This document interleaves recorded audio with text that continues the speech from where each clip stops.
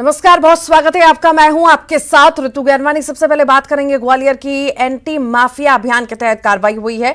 One विभाग की जमीन पर बने अवैध मकान हटाए गए हैं। गुप्तेश्वर पहाड़ी इलाके में अवैध कब्जा करके बनाए गए थे मकान। 25 परिवारों ने मकान बनाए थे।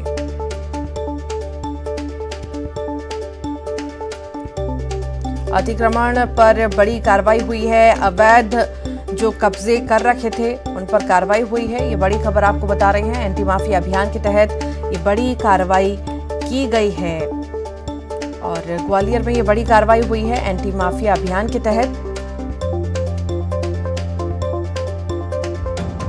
एंटी माफिया अभियान के तहत ये बड़ी कार्रवाई हुई। 25 मकानों के अवैध कब्जों को गिराया गया है।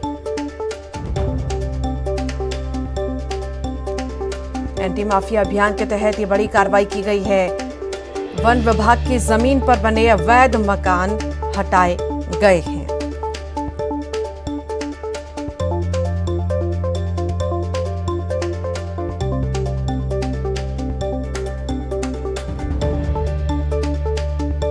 ये बड़ी खबर आपको बता रहे हैं। अवैध मकान हटाए गए हैं। ये बड़ी कार्रवाई की गई है।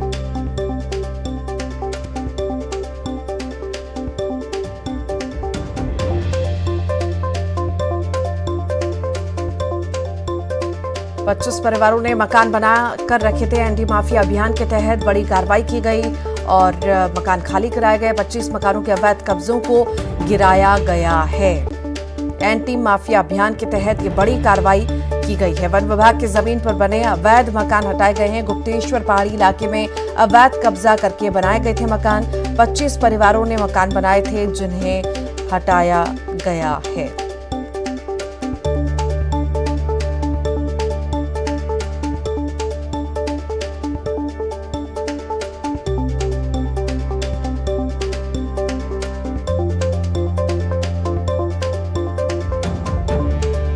और ज्यादा जानकारी के लिए सुशील हमारे साथ जुड़ गए हैं। सुशील, एंटी माफिया अभियान के तहत बड़ी कार्रवाई की गई है।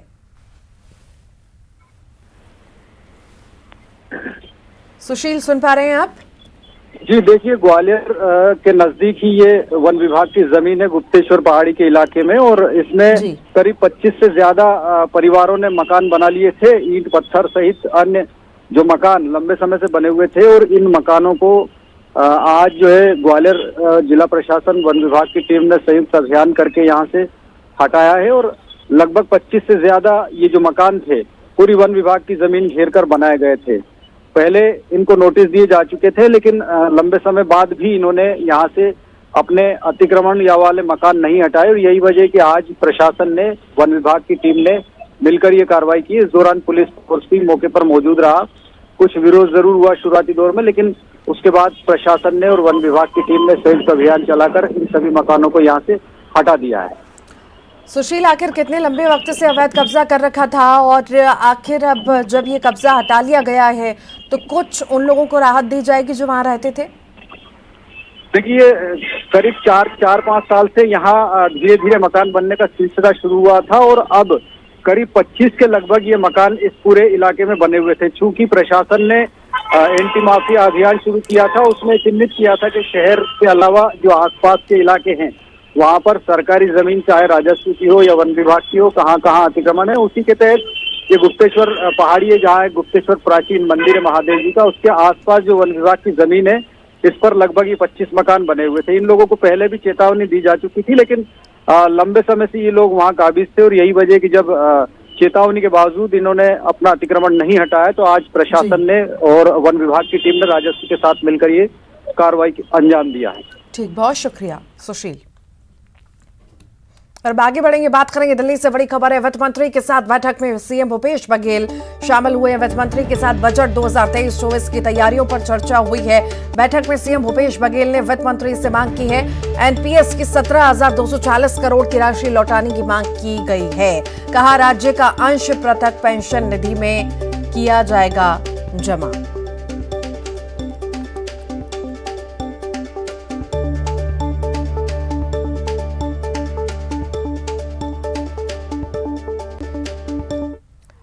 रायपुर से इस वक्त की बड़ी खबर की बात करेंगे। कृषि मंत्री रविंद्र चौबे का बड़ा बयान आया है। केंद्र सरकार लौटाए 17,240 करोड़। एनपीएस की राशि लौटाए केंद्र सरकार। एनपीएस की राशि 17,240 करोड़ लौटाए केंद्र। जीएसटी और कोल सेस की 20,000 करोड़ भी केंद्र दे। संघीय व्यवस्था के तहत राशि केंद्र सरकार दे। वित्त मंत्री के नाते हमारे आदरणीय मुख्यमंत्री जी ने भी उसमें भाग लिया है। छत्तीसगढ़ को जो देय राशि है केंद्र सरकार के द्वारा, उसकी मांग तो माननीय मुख्यमंत्री जी ने किया ही है।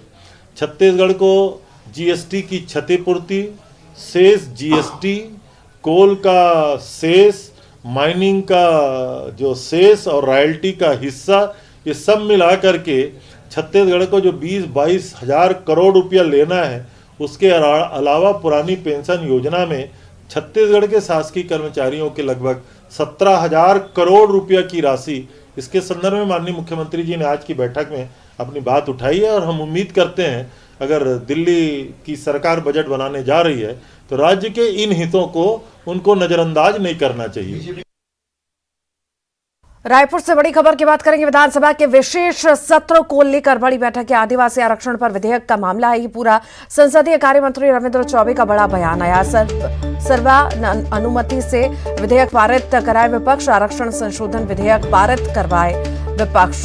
कांग्रेस सरकार सभी वर्गों के लिए विधेयक ला रही है। उम्मीद है विपक्ष विधेयक पास कराने में मदद करेगी। हम विपक्ष के सदस्यों से बातचीत भी करेंगे। मुझे लगता है कि माननीय उच्च न्यायालय के फैसले के तत्काल पश्चात प्रतिपक्ष के द्वारा जो है तौबा मचाया जा रहा है, तो उम्मीद करना चाहिए कि छत्तीसगढ़ सरकार 2 कदम आगे बढ़ के उन सारे वर्गों के हितों के संरक्षण में आरक्षण देने जा रही है, तो प्रतिपक्ष भी इसको सर्वानुमति से विधानसभा में पारित करे, ऐसा मैं उम्मीद करता हूं। संसदीय कार्य मंत्री के नाते मैं अपेक्षा भी करता हूं। सवाल किसी के दबाव में नहीं है। हम 71 के बहुमत में हैं, हम प्रतिपक्ष के दबाव में क्यों आएंगे?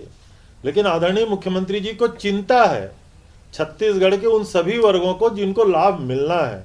और दुर्भाग्य है प्रतिपक्ष का कि माननीय उच्च न्यायालय में उनके शासनकाल में जो दस्तावेज रखे गए, शायद वो दस्तावेज विधानसभा के सामने भी आएंगे। उन दस्तावेजों में तत्कालीन सरकार ने कभी आरक्षण जितनी संख्या है उसके आधार पे लोगों को मिले, इसके बारे में तो कभी उन्होंने दस्तावेज प्रस्तुत ही नहीं किया है। और चलिए अब दुर्ग से बड़ी खबर की बात करते हैं। निगम कमिश्नर और कर्मचारियों ने मोर्चा खोल दिया है। पार्षद की बर्खास्तगी के लिए मोर्चा खोला गया है। रिसाली नगर निगम के कांग्रेस पार्षद को बर्खास्त करने की मांग की जा रही है। कांग्रेस पार्षद विलास बोरकर को बर्खास्त करने की मांग है। कर्मचारियों के साथ बदसलूकी करने का आरोप है। गाली गलौज करने से आक्रोशित हो उठे हैं अब कर्मचारी। संभागायुक्त ऑफिस पहुंचकर उन्होंने ज्ञापन सौंपा। बर्खास्तगी तक काम बंद रखने का भी ऐलान किया गया है।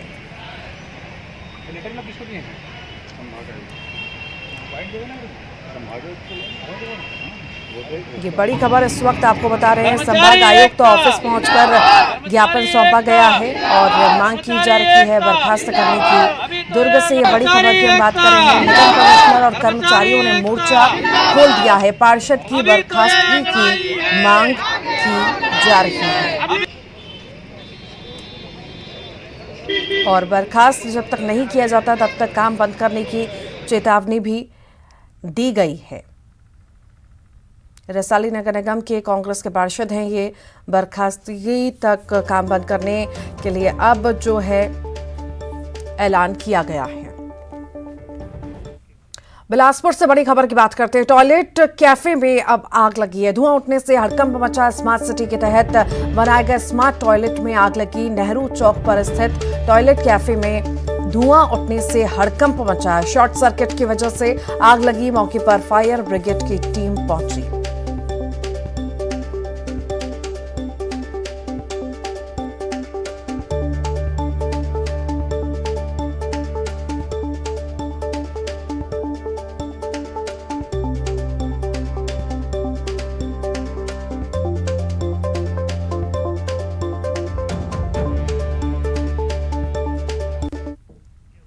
और आइए अब देखते हैं किस तरह से डायरिया का प्रकोप बढ़ रहा है।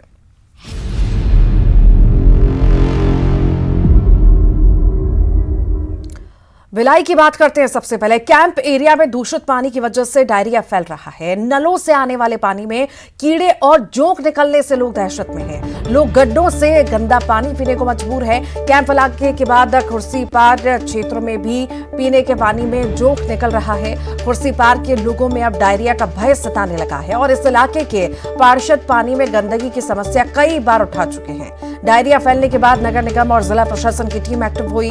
प्रभावित इलाकों में नाली की सफाई का काम भी शुरू किया गया है। टैंकरों से पीने के पानी की सप्लाई की जा रही है।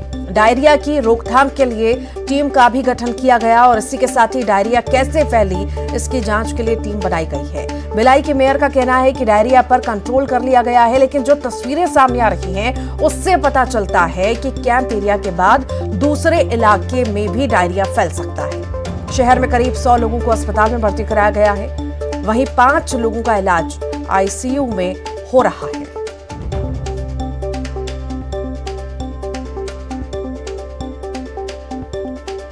भिलाई में डायरिया फैलने के बाद यहां के अस्पतालों में ज्यादातर जो मरीज दिखाई दे रहे हैं वो डायरिया के ही हैं। अभी जिस अस्पताल में मैं मौजूद हूं ये सुपेला इलाके का अस्पताल है, सरकारी अस्पताल है और यहां पर आप देखिए कि जो तमाम मरीज यहां पर आपको दिखाई दे रहे हैं ये सभी डायरिया से पीड़ित हैं और इनसे ही जान लेते हैं। भाई साहब कहां से हैं आप?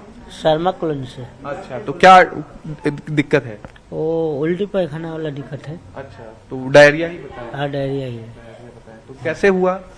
ये पानी के लेके है लग रहा है। हाँ। आपके इलाके में साफ पानी नहीं आता? नहीं आता है। आपको भी है? दोनों मरीज।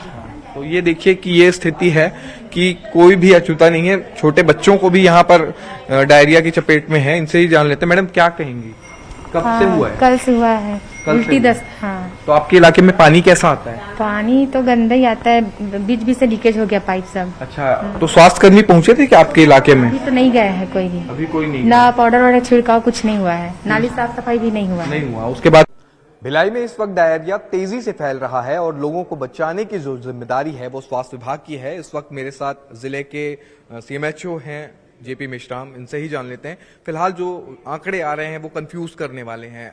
एक्चुअल आंकड़े क्या है, कितने लोगों की मौत हुई है, कितनी कैजुअलिटीज हैं और पीड़ितों की संख्या क्या है? अभी अभी की पोजीशन में अभी जितने पीड़ित हैं, उल्टी दस्त से जो बीमार लोग हैं, उन लोग अभी विभिन्न अस्पतालों में, जिला अस्पताल और सुपेला अस्पताल और हमारे यहाँ बैकुंठ धाम अस्पताल है उसमें और प्राइवेट अस्पतालों मिलके 82 लोग अभी भर्ती हैं। कल से बहुत लोग डिस्चार्ज हो गए हैं और 2-3-4 लोग हर जगह में एडमिट हुए हैं। अभी स्थिति सबकी सामान्य है। तो ये दिक्कतें तो आ रही है कि भाई लोग सीरियस नहीं हैं और सीधे पहुंच नहीं पा रहे हैं अस्पताल। तब ऐसे में स्क्रीनिंग के लिए क्या व्यवस्था की है कि कैसे? अभी हमारे पास हमने तुरंत जैसे ही हमें पता चला, हमने 23 तारीख से पूरी टीम लगा दी है और हमारी टीम सुबह से ही जो है वो जैसे ही मुझे इस बात की खबर मिली मैंने तुरंत आदेश दिया और पूरी टीम हमारी लग गई और हमने हमारे पास 60 एएनएम में जो हमारी एएनएम होती है वो मितानिन बहनें सब मिला के पूरे घर घर का सर्वे कर रही है और यहाँ पे 3 मोहल्ले जो पीड़ित हैं उनके हर घर जा रही है, उनको दवाइयाँ दे रही है, क्लोरीन टेबलेट दे रही है और साथ में उन लोग की काउंसलिंग कर रही है। तो सुना आपने, जेपी मेश्राम जो कि सीएमएचओ हैं वो हिदायत दे रहे हैं कि बाहर की चीजें खाने से बचिए और पानी जो है वो उबाल कर पिए क्योंकि मसला आपके स्वास्थ्य का है। दूसरी बात ये भी कि नगर निगम और स्वास्थ्य विभाग जो जांच करेगा उसमें पता चलेगा कि वो किस बैक्टीरिया की वजह से डायरिया इतनी भयावह स्थिति में पहुंची है। लेकिन उससे पहले आपको अपने हेल्थ का ख्याल रखना है, इसलिए पूरा ध्यान और अपनी सुरक्षा आप स्वयं रखें। कैमरा पर्सन राजेंद्र सिंह चौधरी के साथ देवव्रत भगत, न्यूज़ 18 भिलाई। और अब बात करेंगे भानु प्रतापपुर उपचुनाव की जंग के बारे में।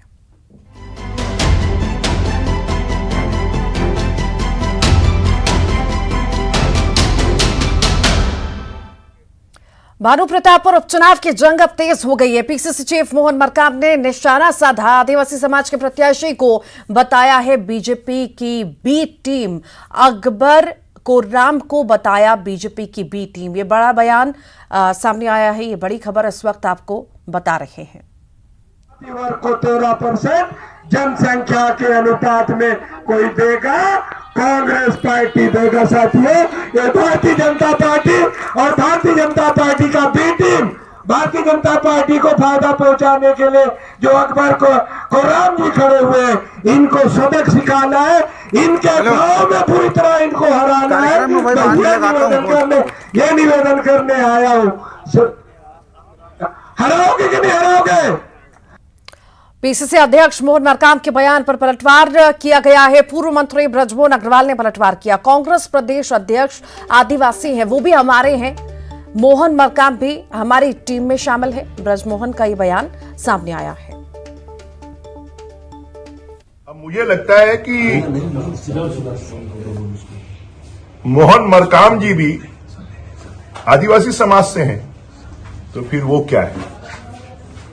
मतलब वो भी हमारे ही आदमी है ना, वो भी हमको जिताने के लिए ही काम करेंगे। तो इससे हमको इससे ज्यादा खुशी की बात क्या हो सकती है कि अगर आदिवासी समाज पूरी तरह बीजेपी के समर्थन में आ गया है तो फिर बीजेपी की जीत सुनिश्चित है।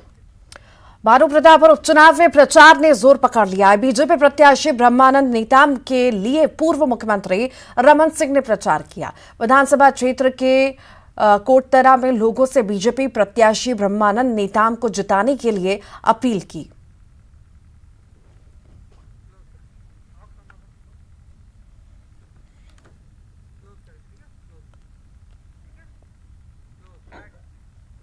और इसी के साथ ही फिलहाल के लिए इस बुलेटिन में इतना ही।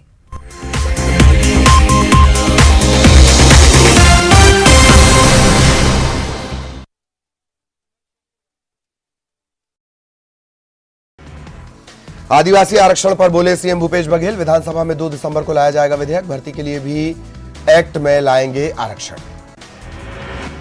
आदिवासी आरक्षण पर बीजेपी नेता नंद कुमार साय का बयान। कहा, यह सरकार की जिम्मेदारी, हमें सिर्फ आदिवासियों का 32% आरक्षण चाहिए। आदिवासी आरक्षण के मामले पर पूर्व मंत्री ब्रजमोहन अग्रवाल का बयान। कहा, आदिवासी आरक्षण पर विधेयक लाने से कांग्रेस को नहीं होगा कोई फायदा। भानु प्रतापपुर उपचुनाव में रमन सिंह ने भरी हुंकार। बीजेपी प्रत्याशी ब्रह्मानंद के समर्थन में कार्यकर्ता सम्मेलन को संबोधित किया। भिलाई में फैले डायरिया पर सियासत शुरू। बीजेपी पार्षद पीयूष मिश्रा ने खोला मोर्चा। महापौर समेत अधिकारियों को गिलास से सर्व किया गंदा पानी। भिलाई में डायरिया से मौत के मामले में धर्मलाल कौशिक ने राज्य सरकार पर साधा निशाना। कहा, राज्य सरकार और निगम की लापरवाही का नतीजा। भानु प्रतापपुर उपचुनाव में पहुंचे सांसद संतोष पांडे ने गाया गीत। गाने के जरिए सरकार पर साधा निशाना। जांजगीर चांपा में मोबाइल टावर से उतरा युवक प्रेमिका से मिलाने की कर रहा था जिद। पुलिस और परिजनों के समझाने पर उतरा नीचे। रायगढ़ में वार्ड पार्षद सपना सिदार को हटाने की मांग। रहवासियों ने कलेक्टर को सौंपा ज्ञापन। वार्ड पार्षद पर परेशान करने का आरोप। कोरबा में चोर गिरोह का सरगना पुलिस कस्टडी से फरार। पुलिस महकमे में मचा हड़कंप। 7 टन तांबा केस में हुई थी गिरफ्तारी। बिलासपुर में पूर्व सैनिक के साथ ठगी। नौकरी लगाने के नाम पर 11 लाख की ठगी। आरोपियों की तलाश जारी। कोरिया में दिन दहाड़े फायरिंग। मामले में 2 आरोपी गिरफ्तार। पिस्टल और बुलेट जब्त। पिस्टल से फायरिंग कर फरार हुए थे आरोपी। जगदलपुर में नाबालिग से दुष्कर्म का आरोपी फरार। शादी का झांसा देकर नाबालिग को भगाया। पॉक्सो के तहत मामला दर्ज। बेंगलुरु में सीएम शिवराज ने उद्योगपतियों से की मुलाकात। निवेश पर बात। इन्वेस्टर्स समिट का दिया न्योता। बोले, एमपी में है इंडस्ट्रीज के लिए इकोसिस्टम।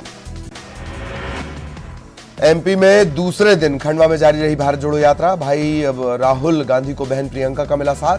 टंटिया मामा की जन्मस्थली पर किया नमन। आदिवासियों के मुद्दे पर बीजेपी पर बोला हमला। बीजेपी के निशाने पर प्रियंका गांधी। प्रदेश अध्यक्ष वीडी शर्मा ने मांगा जवाब। कांग्रेस विधायक उमंग सिंघार को लेकर बोला हमला। पूर्व मंत्री सज्जन सिंह का पलटवार। बताया पति पत्नी का झगड़ा। ग्वालियर के डबरा में वारदात को लेकर भड़की इमरती देवी। एडीजी और एसपी के सामने टीआई को सुनाई खरी खोटी। टीआई को बताया लुटेरा। राहुल गांधी को धमकी के मामले में कार्रवाई। नागदा के एक शख्स हिरासत में। इंदौर पुलिस की जांच टीम के हवाले होगा आरोपी। ग्वालियर में बीजेपी पार्षद के मर्डर पर बवाल। 7 घंटे बाद 12 दरी चौराहे पर खत्म हुआ चक्का जाम। पुलिस ने कार्रवाई का दिया भरोसा। जबलपुर में नकली मोबाइल एसेसरीज बेचने वाले रैकेट का भंडाफोड़। 5 गिरफ्तार। बड़ी मात्रा में नकली मोबाइल एसेसरीज जब्त। ग्वालियर में बिजली विभाग से रिटायर्ड इंजीनियर से लूट का खुलासा। मामले में 2 आरोपी गिरफ्तार। कैश और ज्वेलरी बरामद। मुरैना में स्कूल में गिरी पानी की टंकी। हादसे में एक मासूम छात्र की मौत। 2 छात्र घायल। एफआईआर दर्ज। इंदौर में एटीएम मशीन में लूट की कोशिश, 3 संदिग्ध बदमाशों ने एटीएम को बनाया निशाना, सीसीटीवी में कैद हुई पूरी घटना। दमोह में सरिया से लदे खड़े ट्रक में घुसी बाइक और स्कूटी, बाइक सवार की मौत, स्कूटी चालक घायल। शाहजहांपुर में पुलिस ने मनचले का बाजार में निकाला जुलूस, सड़क पर लगवाई उठक बैठक, छात्राओं के साथ कर रहा था छेड़खानी। हेडलाइंस प्रेजेंटेड बाय पेट सफा आयुर्वेदिक चूर्ण, पेट सफा तो हर रोग दफा।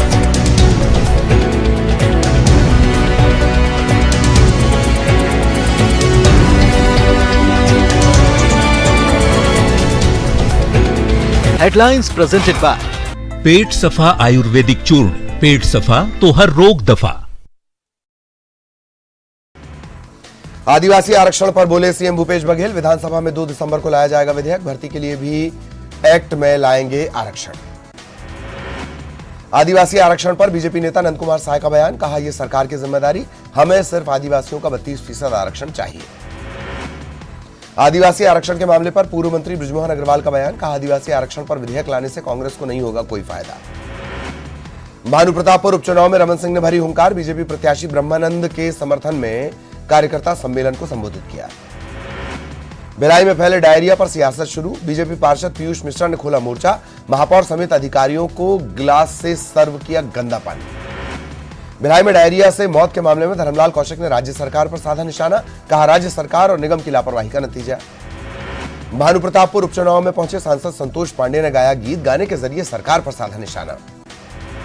जांजगीर चांपा में मोबाइल टावर से उतरा युवक, प्रेमिका से मिलाने की कर रहा था जिद, पुलिस और परिजनों के समझाने पर उतरा नीचे। रायगढ़ में वार्ड पार्षद सपना सिद्धार को हटाने की मांग, रहवासियों ने कलेक्टर को सौंपा ज्ञापन, वार्ड पार्षद पर परेशान करने का आरोप। कोरबा में चोर गिरोह का सरगना पुलिस कस्टडी से फरार, पुलिस महकमे में मचा हड़कंप, 7 टन तांबा केस में हुई थी गिरफ्तारी। बिलासपुर में पूर्व सैनिक के साथ ठगी, नौकरी लगाने के नाम पर 11 लाख की ठगी, आरोपियों की तलाश जारी। कोरिया में दिन दहाड़े फायरिंग, मामले में 2 आरोपी गिरफ्तार, पिस्टल और बुलेट जब्त, पिस्टल से फायरिंग कर फरार हुए थे आरोपी।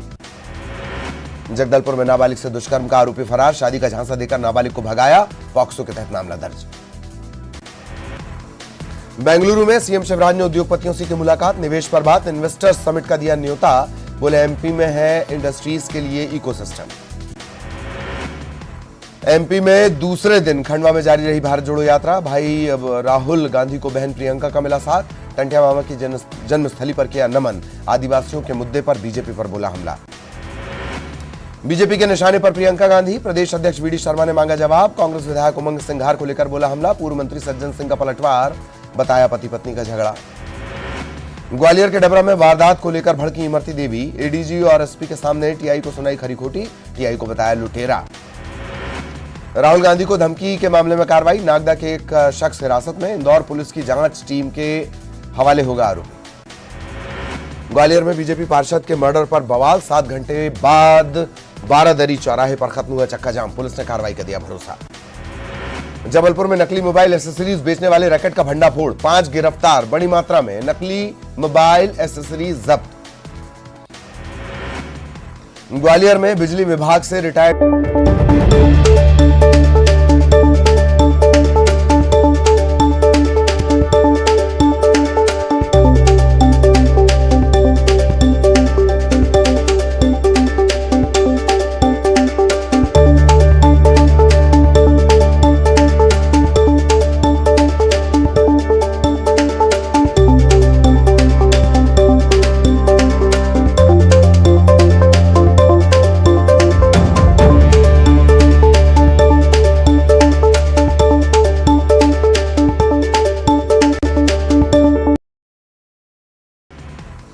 आदिवासी आरक्षण पर बोले सीएम भूपेश बघेल, विधानसभा में 2 दिसंबर को लाया जाएगा विधेयक, भर्ती के लिए भी एक्ट में लाएंगे आरक्षण। आदिवासी आरक्षण पर बीजेपी नेता नंद कुमार साय का बयान, कहा यह सरकार की जिम्मेदारी, हमें सिर्फ आदिवासियों का 32% आरक्षण चाहिए। आदिवासी आरक्षण के मामले पर पूर्व मंत्री बृजमोहन अग्रवाल का बयान, कहा आदिवासी आरक्षण पर विधेयक लाने से कांग्रेस को नहीं होगा कोई फायदा। भानुप्रतापपुर उपचुनाव में रमन सिंह ने भरी हुंकार, बीजेपी प्रत्याशी ब्रह्मानंद के समर्थन में कार्यकर्ता सम्मेलन को संबोधित किया। भिलाई में फैले डायरिया पर सियासत शुरू, बीजेपी पार्षद पीयूष मिश्रा ने खोला मोर्चा, महापौर समेत अधिकारियों को गिलास से सर्व किया गंदा पानी। भिलाई में डायरिया से मौत के मामले में धर्मलाल कौशिक ने राज्य सरकार पर साधा निशाना, कहा राज्य सरकार और निगम की लापरवाही का नतीजा। भानु प्रतापपुर उपचुनाव में पहुंचे सांसद संतोष पांडे ने गाया गीत, गाने के जरिए सरकार पर साधा निशाना। जांजगीर चांपा में मोबाइल टावर से उतरा युवक प्रेमिका से मिलाने की कर रहा था जिद, पुलिस और परिजनों के समझाने पर उतरा नीचे। रायगढ़ में वार्ड पार्षद सपना सिद्धार को हटाने की मांग, रहवासियों ने कलेक्टर को सौंपा ज्ञापन, वार्ड पार्षद पर परेशान करने का आरोप। कोरबा में चोर गिरोह का सरगना पुलिस कस्टडी से फरार, पुलिस महकमे में मचा हड़कंप, 7 टन तांबा केस में हुई थी गिरफ्तारी। बिलासपुर में पूर्व सैनिक के साथ ठगी, नौकरी लगाने के नाम पर 11 लाख की ठगी, आरोपियों की तलाश जारी। कोरिया में दिन दहाड़े फायरिंग, मामले में 2 आरोपी गिरफ्तार, पिस्टल और बुलेट जब्त, पिस्टल से फायरिंग कर फरार हुए थे आरोपी। जगदलपुर में नाबालिग से दुष्कर्म का आरोपी फरार, शादी का झांसा देकर नाबालिग को भगाया, पॉक्सो के तहत मामला दर्ज। बेंगलुरु में सीएम शिवराज ने उद्योगपतियों से की मुलाकात, निवेश पर बात, इन्वेस्टर्स समिट का दिया न्योता, बोले एमपी में है इंडस्ट्रीज के लिए इकोसिस्टम। एमपी में दूसरे दिन खंडवा में जारी रही भारत जोड़ो यात्रा, भाई राहुल गांधी को बहन प्रियंका का मिला साथ, टंटिया मामा की जन्मस्थली पर किया नमन, आदिवासियों के मुद्दे पर बीजेपी पर बोला हमला। बीजेपी के निशाने पर प्रियंका गांधी, प्रदेश अध्यक्ष वीडी शर्मा ने मांगा जवाब, कांग्रेस विधायक उमंग सिंघार को लेकर बोला हमला, पूर्व मंत्री सज्जन सिंह का पलटवार, बताया पति पत्नी का झगड़ा। ग्वालियर के डबरा में वारदात को लेकर भड़की इमरती देवी, एडीजी और एसपी के सामने टीआई को सुनाई खरी खोटी, टीआई को बताया लुटेरा। राहुल गांधी को धमकी के मामले में कार्रवाई, नागदा के एक शख्स हिरासत में, इंदौर पुलिस की जांच टीम के हवाले होगा आरोपी। ग्वालियर में बीजेपी पार्षद के मर्डर पर बवाल, 7 घंटे बाद बारादरी चौराहे पर खत्म हुआ चक्का जाम, पुलिस ने कार्रवाई का दिया भरोसा। जबलपुर में नकली मोबाइल एसेसरीज बेचने वाले रैकेट का भंडाफोड़, 5 गिरफ्तार, बड़ी मात्रा में नकली मोबाइल एसेसरीज जब्त। ग्वालियर में बिजली विभाग से रिटायर्ड इंजीनियर से लूट का खुलासा, मामले में 2 आरोपी गिरफ्तार, कैश और ज्वेलरी बरामद। मुरैना में स्कूल में गिरी पानी की टंकी, हादसे में एक मासूम छात्र की मौत, 2 छात्र घायल, एफआईआर दर्ज। इंदौर में एटीएम मशीन में लूट की कोशिश, 3 संदिग्ध बदमाशों ने एटीएम को बनाया निशाना, सीसीटीवी में कैद हुई पूरी घटना। दमोह में सरिया से लदे खड़े ट्रक में घुसी बाइक और स्कूटी, बाइक सवार की मौत, स्कूटी चालक घायल। शाहजहांपुर में पुलिस ने मनचले का बाजार में निकाला जुलूस, सड़क पर लगवाई उठक बैठक, छात्राओं के साथ कर रहा था छेड़खानी। सतना में किसानों का प्रदर्शन जारी, टावर को बना लिया आशियाना, पावर ग्रिड से मुआवजे की मांग। इंदौर में छेड़छाड़ की शिकायत पर कॉल सेंटर संचालक गिरफ्तार, छापे के दौरान कई सनसनीखेज खुलासे। मुरैना में कुशवाहा समाज ने कलेक्टर कार्यालय का किया घेराव।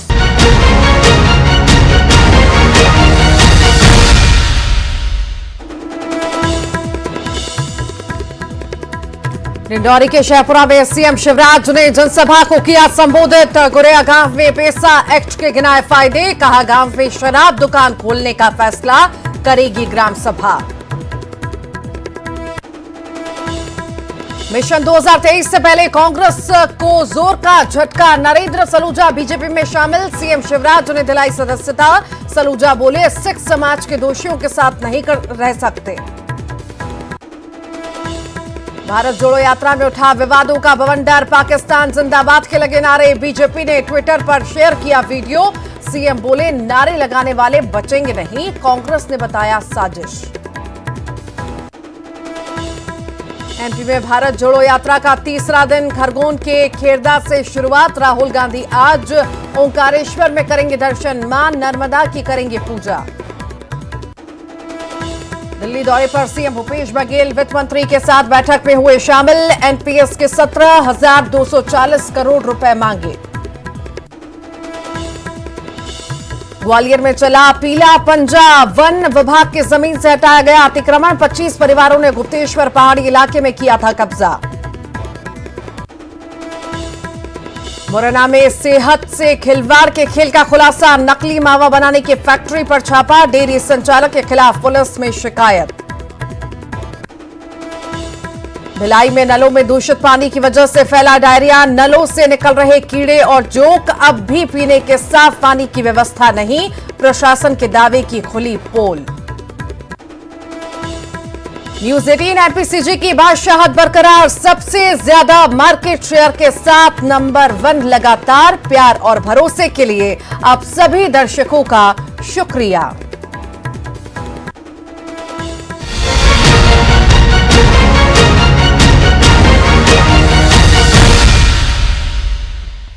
नमस्कार, बहुत स्वागत है आपका। मैं हूं आपके साथ ऋतु ज्ञानवानी। उपचुनाव है भानु प्रतापपुर में और सियासी समीकरण आखिर क्या है, क्या कहता है वोटर, आइए देखिए हमारी इस खास पेशकश में।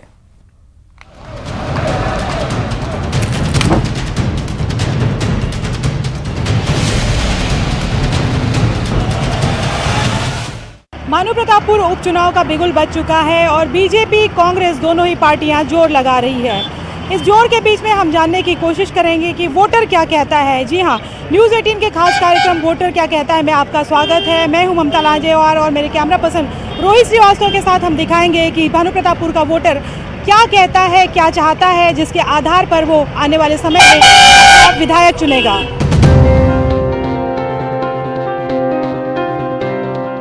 भानु प्रतापपुर उपचुनाव को लेकर दोनों ही पार्टियों ने पूरी ताकत लगा दी है। सावित्री मंडावी यहाँ पर जो प्रत्याशी हैं उनसे बात करते हैं। स्वर्गीय मनोज मंडावी की पत्नी हैं और आप देख सकते हैं कि यहाँ पर वो अलग अलग जगह से अपना चुनाव प्रचार प्रसार कर रही हैं। ग्राम बोदली में इस वक्त पहुंची है। अब उनसे बात करते हैं कि वोट मांगते हुए आप देख सकते हैं जाहिर तौर पर जब चुनाव होता है तो उत्सव का माहौल हो जाता है और इंटरेक्शन भी नेताओं का उस तरीके से सीधे होता है। हालांकि सावित्री मंडावी इसके पहले सरकारी नौकरी करती थी और मनोज मंडावी के गुजर जाने के बाद जो उपचुनाव हो रहा है उसके बाद में उन्हें प्रत्याशी बनाया गया है और वो चुनाव के मैदान में उतरी है। उनसे बात करते हैं।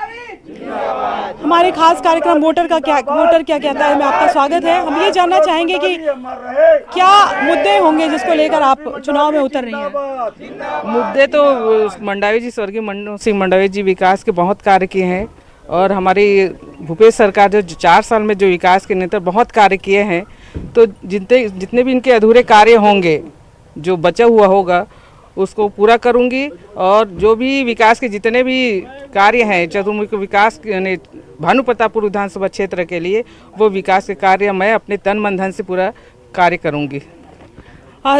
अगर हम बात करें तो इसके पहले आप सरकारी नौकरी में थी और शायद ऐसा ये इरादा भी नहीं था आपका कि आप पॉलिटिक्स में आएंगी और अनफॉर्चुनेटली जब ये चीज़ें हो गई तो उसके बाद आपको आना पड़ा।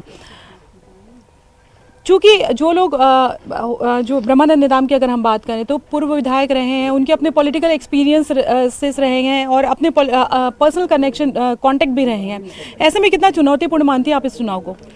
चुनौतीपूर्ण तो नहीं मानती, क्योंकि उस समय जब ब्रह्मानंद निदाम चुनाव लड़े थे तो श्री स्वर्गीय मनोज सिंह मंडावी भी निर्दलीय लड़े थे।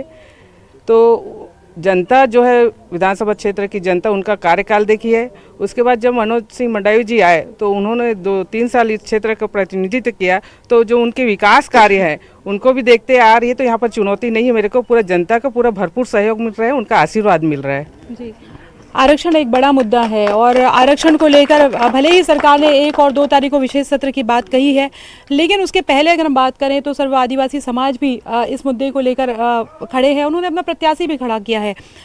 इस मुद्दे को लेकर कैसे आप अपनी बात रख पाएंगी, क्योंकि इसी मुद्दे पर यह भी माना जा रहा है कि चूँकि ये बड़ा मुद्दा है और आदिवासी समाज जो है खासतौर पे इसको लेकर सड़क से लेकर सदन तक की लड़ाई लड़ रहा है, तो ये आपके फेवर में हो सकता है या फिर नुकसान में? देखो, हमारी सरकार भूपेश सरकार जो है आदिवासी हित में सोचती है। इसी को सोच को लेकर जो है विशेष सत्र 1 या 2 तारीख को विधानसभा में रखा गया है। तो वो 2 तारीख को आपको पूरा क्लियर होगा और ये आरक्षण का मुद्दा हमारी पक्ष में पूरा आएगा और आदिवासी समाज हमारे पक्ष में ही आएंगे सब। सर, आदिवासी समाज नहीं लगता आपको चैलेंजिंग है और विरोध का भी आपको अब सामना करना पड़ रहा है? ये स्वाभाविक है अपने विरोध करना, पर वो 2 तारीख को पूरा क्लियर हो जाएगा और ये 2 तारीख को पूरा आरक्षण जो 32% आरक्षण तो हमारे पक्ष में ही आएगा, आदिवासी पक्ष में। प्रियोरिटीज क्या होंगी अगर नतीजे आपके पक्ष में आते हैं तो सभी समाज को, पूरा आदिवासी समाज को, सभी वर्गों को लेकर चलूंगी मैं, बस मेरा यही रहेगा। जी हाँ। तो अभी अब जब घर घर आप जा रही हैं तो क्या आपको लगता है कि किस तरह का रिस्पांस मिल रहा है? रिस्पांस तो बहुत मिल रहा है मेरे को, सबका भरपूर सहयोग आशीर्वाद। जिस क्षेत्र में मैं जा रही हूँ मेरे को बताना नहीं पड़ता, खुद जनता जो है वहाँ की जनता आके बता रही है कि देखो स्वर्गीय मनोज सिंह मंडावी ने ये काम किया, ये रोड बनाया, ये सड़क बनाया, ये इनका लाइट बनाया हुआ है, पूरे समाज को भवन दिया है। तो वो खुद गिनाते दिखाते मेरे को, देखो उनका बनाया हुआ ये भवन है। तो विकास के बहुत कार्य किए हैं स्वर्गीय मनोज सिंह मंडावी जी। मनोज मंडावी के साथ जब चुनाव प्रचार प्रसार में आप जाती थी तो क्या चीज़ें दिखाई देती थी पिछले चुनाव में? इस बार आपको अकेले जाना पड़ रहा है, अकेले, हालांकि पूरी पार्टी साथ है, लेकिन फिर भी जो मोर्चा संभालना पड़ रहा है, चूंकि उसमें क्या आपको फर्क दिखाई दे रहा है? देखो, मैं एक शिक्षिका थी पहले, तो चुनाव प्रचार में तो नहीं जाती थी, पर जितने भी सामाजिक कार्य होते थे इनके क्षेत्र में, चाहे शादी हो, मरनी का काम हो या छठी ब्याह का काम हो, इसमें मेरे को जरूर ले जाते थे। तो उनके साथ रहते ये अनुभव बहुत, मतलब उनके साथ सीख गई हूँ रहते रहते। और पारिवारिक माहौल जैसे मैं जब से शादी होकर आई हूँ, आप सभी लोग जानते हैं, छात्र जीवन से ये राजनीति करते आ रहे हैं, तो उनके जब से शादी हो आई हूँ तो वो सब माहौल मेरे को तो मिलता गया, तो मेरे को कोई परेशानी नहीं हो रही अभी। तो ये है सावित्री मंडावी और इनका कहना है कि विकास के मुद्दे हैं और खासतौर पे स्वर्गीय मनोज सिंह मंडावी ने जो वादे किए थे उन मुद्दों को लेकर वो जाएंगी। आरक्षण का मुद्दा एक बहुत बड़ा मुद्दा है, भले ही सरकार ने विशेष सत्र बुलाया है, लेकिन जिस तरीके से सब तरफ इसी की गूंज है, देखना ये होगा कि आने वाले चुनाव में खासतौर पर अगर हम बात करें 8 दिसंबर को जो वोट निकलेंगे, जाहिर तौर पर जो नतीजे निकलेंगे उसमें एक बड़ा मुद्दा ये भी होगा, ये मुद्दा किसके फेवर में गया और किसको नुकसान दे रहा, ये भी देखने वाली बात होगी।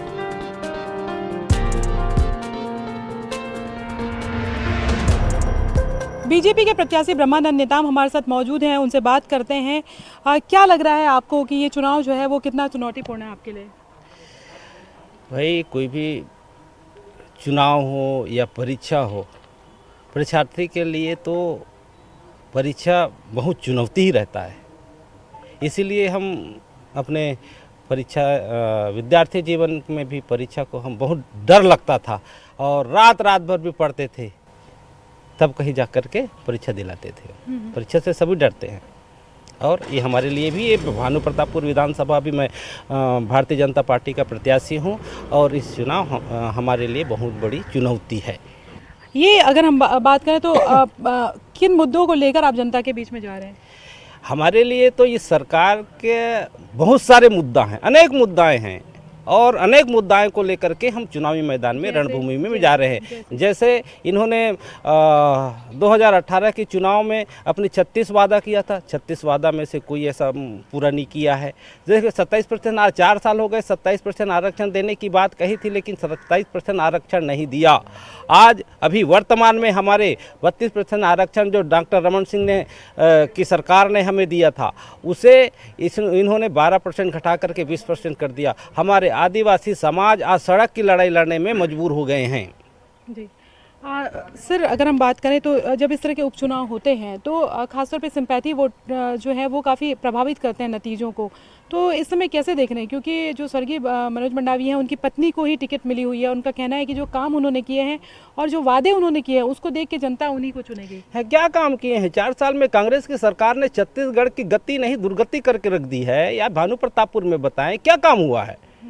सिंपैथी वोट से नहीं हाँ, ये सिंपैथी कहाँ सिंपैथी का माहौल है? सिंपैथी तो इन कांग्रेसियों में पहले सिंपैथी हो, तभी यहाँ की जनता जनार्दन, यहाँ की मतदाता भाइयों में सिंपैथी मिलेगा। जी, एक बड़ा आरोप आप पर लगा हुआ है और एक समय तो ये भी कहा जा रहा था कि हो सकता है बीजेपी जो है वो प्रत्याशी बदल दे। हालांकि बीजेपी ने नहीं बदला, पार्टी ने आप पे भरोसा जताया, आपकी बातों पे भरोसा जताया, लेकिन ये एक बड़ा मुद्दा बनाया हुआ कांग्रेस जो है वो अब इसको बड़ा मुद्दा बना रही है बाकी सारे मुद्दों को छोड़ करके। तो इस आरोप को लेकर, जो रेप का आरोप लगा है, उस पर क्या कहेंगे आप? ये जो सरकार, ये जो कांग्रेस जो पार्टी है ना, ये षड्यंत्र रचने में माहिर है और इनको पता है कि ये भानु प्रतापपुर इनके हाथों से खिसकने वाला है और षड्यंत्र रचा है। देखिए, पहले हमारे मंत्री राजेश मूणत जी के सीडी कांड में फंसा कर रखा, हुआ क्या? आज चुनाव है तो ये मेरे ही फंसे नहीं, ये आदिवासी समाज की अस्मिता के साथ इन्होंने खिलवाड़ कर रहा है। ये चरित्र हनन करने के तैयार हैं, कुछ भी करने को तैयार हैं। ये इनको पता हो गया है कि हम भानु प्रतापपुर को हम अपने हाथों से खो रहे हैं, इसलिए ऐसा षड्यंत्र रचा जा रहा है।